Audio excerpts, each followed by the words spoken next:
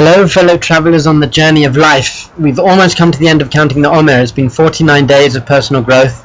Tonight's the 49th day, and then on Saturday night we have Shavuot, the 50th day, where we say it was on that night that God came down, whatever that means, and gave the Torah to the Jewish people. So really, what is the Torah? The Torah comes from the word hora'ah, which means instructions.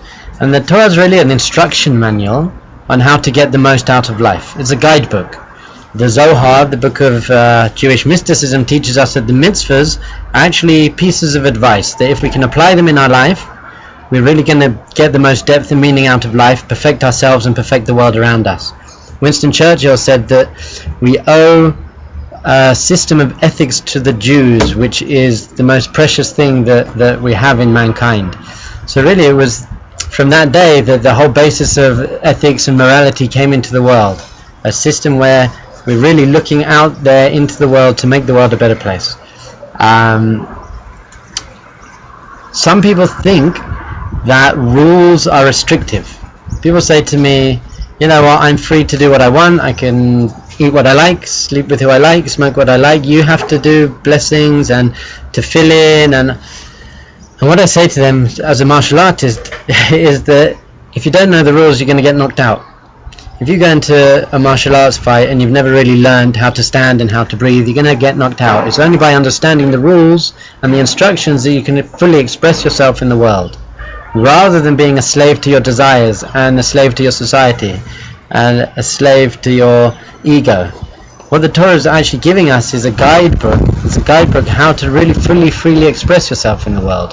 So another example is if you go and sit down at the piano, you've never played the piano before, and someone comes up to you and says, hey, let me teach you a few scales, and you say, no, don't restrict me with scales.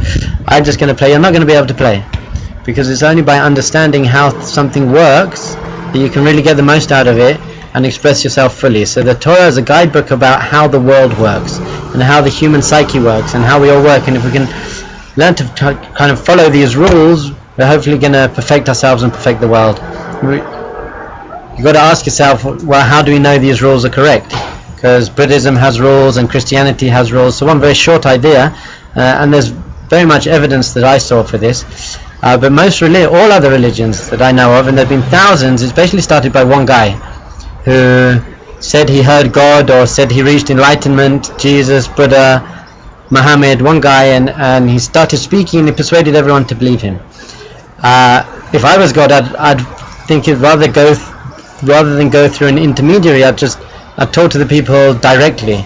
And that's actually what Judaism and the Torah claims. It claims that on this night, on Shavuot night, 3,300 years ago, God spoke, whatever that means, God speaking, but God spoke to the whole nation, 3 million people. He spoke to the whole nation directly to them, which is a crazy claim. And no other religion's ever made that claim, because I don't think you really can make it unless it happened. Because it's very difficult to persuade 3 million people that they heard the voice of God if they didn't, especially when you're giving them commandments like circumcision and you can't eat this and you can't eat that.